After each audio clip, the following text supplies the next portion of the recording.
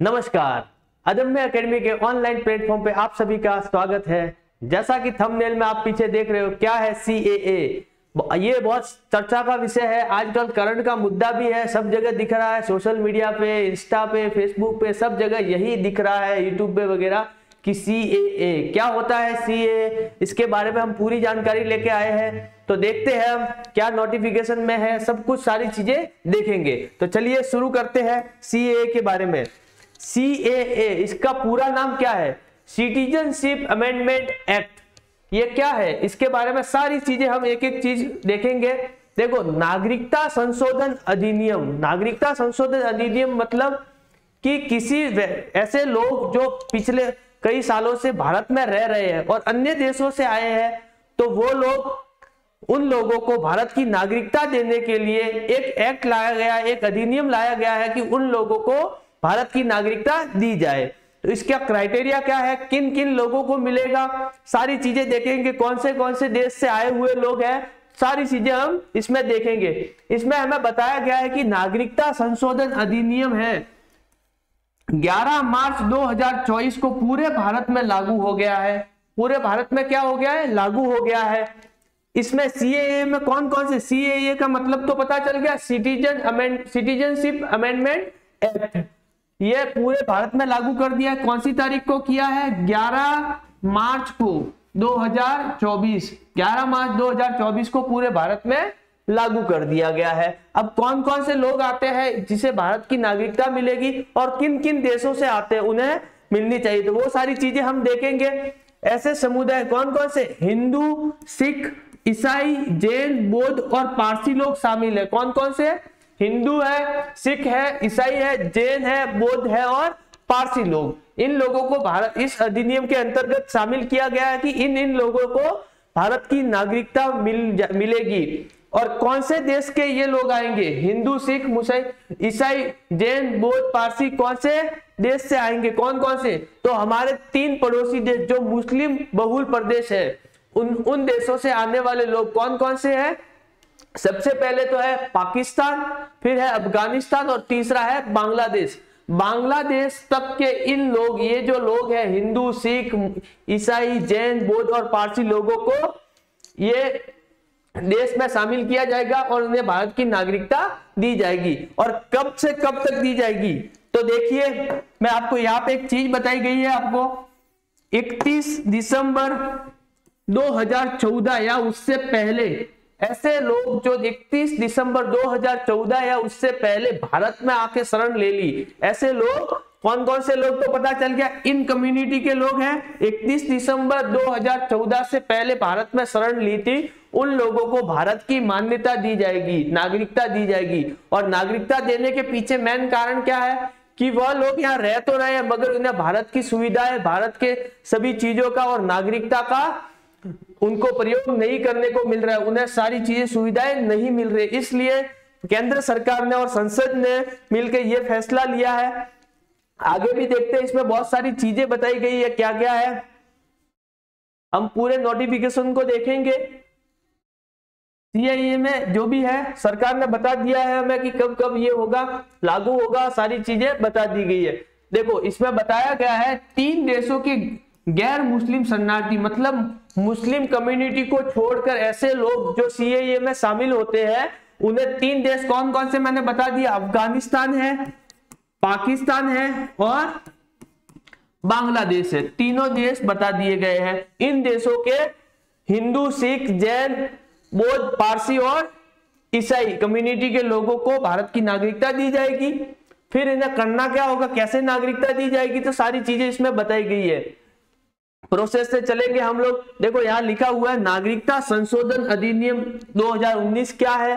नागरिकता संशोधन अधिनियम यानी सीएए की फुल फॉर्म है सिटीजनशिप अमेंडमेंट एक्ट। ये संसद के पास होने से पहले क्या था? सीएबी था, सिटीजनशिप अमेंडमेंट बिल था। उससे बिल के बाद जब बिल संसद में लाया गया और राष्ट्रपति के साइन मोहर के बाद इसको अधिनियम एक्ट के रूप में माना गया। ठीक है, फिर आगे चलते हैं। इसमें और इंपॉर्टेंट बातें जो भी होगी, इसमें इंपॉर्टेंट जो बातें हैं वो है 31 दिसंबर 2014 से पहले भारत में जो आए लोगों को नागरिकता दी जाएगी। अब आगे देखते हैं, इसमें एक और चीजें दी गई, कुछ चीजें दी गई इस अधिनियम में। जो पहले अधिनियम था, एक अधिनियम था भारत की नागरिकता का अधिनियम 1955, भारत नागरिकता कानून में संशोधित करके इस अधिनियम को बनाया गया है वापस। कौन सा अधिनियम था? 1955 नागरिकता कानून में संशोधित करके 31 दिसंबर से पहले जो पाकिस्तान, बांग्लादेश, अफगानिस्तान से आए हिंदू, बौद्ध, सिख, जैन, पारसी और ईसाई को भारत की नागरिकता प्रदान की जाएगी। ये बातें इसमें बताई गई है।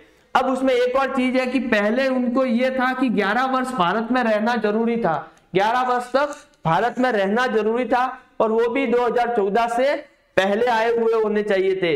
मगर अब उसमें थोड़ी सी सरकार ने ढील देते हुए, भारत सरकार ने ढील देते हुए क्या कहा गया है कि अब उस अवधि को 5 वर्ष तक कर दिया गया है कि 5 वर्ष से अगर भारत में रह रहे हैं तो उनको भारत की नागरिकता दी जाएगी। इसमें लिखा गया है सारी चीजें, ये देखो, ये 3 देश है, अफगानिस्तान, बांग्लादेश और पाकिस्तान। और इसमें मुसलमानों को इसलिए छोड़ा गया है कि ये तीनों देश है जो मुस्लिम बहुल राज्य है, और वहां से लोग जो आ रहे हैं वो अल्पसंख्यक है, इसलिए उन्हें भारत की नागरिकता दी जा रही है। आगे चलते हैं, इसमें क्या क्या चीजें और है।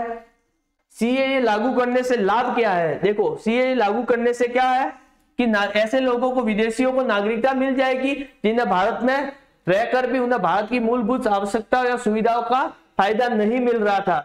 तो बस वही है, एक तो सबसे बढ़िया मेन लाभ तो यही है। फिर आगे चलते, गैर मुस्लिम प्रवासी जैसे हिंदू, वो गैर मुस्लिम कैसे हुए? इसके अलावा मुस्लिमों के अलावा जितनी भी ये कम्युनिटी है, हिंदू, सिख, जैन, बौद्ध, पारसी और ईसाई, इन देशों में, तीनों देशों में जो भी लोग इन कम्युनिटी से आते हैं और भारत में रह रहे हैं, उनको नागरिकता दी जाएगी। फिर इसके उद्देश्य क्या है? इसका उद्देश्य, मुख्य उद्देश्य ये है कि सीएए उद्देश्य पाकिस्तान, बांग्लादेश और अफगानिस्तान के हिंदू, जैन, पारसी को प्रताड़ित, ईसाई जो प्रताड़ित है या परेशान है, किसी चीजों से या किसी परेशानी से गुजर रहे हैं, उन्हें सुविधाएं नहीं मिल रही है या अपने राष्ट्र में वो खुश नहीं है, तो वो भारत में आके बस गए और उन्हें अल्पसंख्यकों को भारत क्या दे रहा है? भारत की नागरिकता दे रहा है। चलते हैं आगे।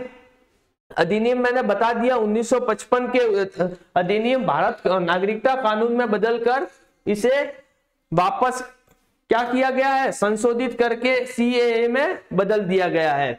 सीएए को लेकर एक विवाद भी चल रहा है। क्या विवाद चल रहा है? सबको पता चल रहा होगा कि इस सीएए को या कुछ लोग, कुछ कम्युनिटी के लोग क्या कह रहे हैं? इसे भेदभावपूर्ण कह रहे हैं। क्यों कह रहे हैं? क्योंकि इसमें मुसलमानों को शामिल नहीं किया गया, इसलिए ये विवाद का मुद्दा है। हमें इस पे ध्यान नहीं देना है।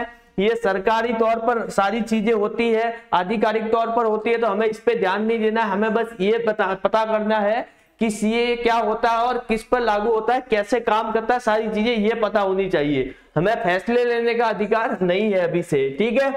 तो ऐसे प्रवासियों को जो 3 देशों से आए और गैर मुस्लिम कम्युनिटी से है, तो उनको सीएए मतलब भारत की नागरिकता मिलेगी।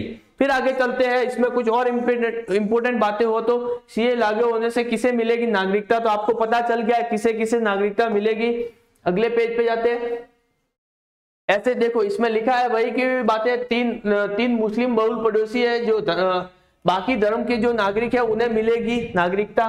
फिर आगे देखते हैं इसका कैसे नागरिकता कैसे मिलेगी, क्या प्रोसेस रहेगा। तो सरकार ने एक ऑनलाइन पोर्टल जारी कर दिया गया है, ये देखो ऑनलाइन पोर्टल, जिसमें जाके आपको रजिस्ट्रेशन करना पड़ेगा और रजिस्ट्रेशन करने के बाद एक सरकारी अफसर आएंगे और आपके पूछताछ करेंगे, दस्तावेज चेक करेंगे, सारी चीजें एक बार चेक करने के बाद आपको भारत की नागरिकता मिल जाएगी। यहाँ पे लिखा है गृह मंत्रालय आवेदक की जांच करेगा और भारत की नागरिकता, उस आवेदक को नागरिकता दी जाएगी। तो आपको, आई होप आपको यह टॉपिक अच्छा लगा होगा, और आपको इस टॉपिक से रिलेटेड कोई भी डाउट हो तो आप कमेंट बॉक्स में मुझे बता सकते हो, मैं आपको पर्सनली रिप्लाई कर दूंगा उसमें। तब तक के लिए धन्यवाद।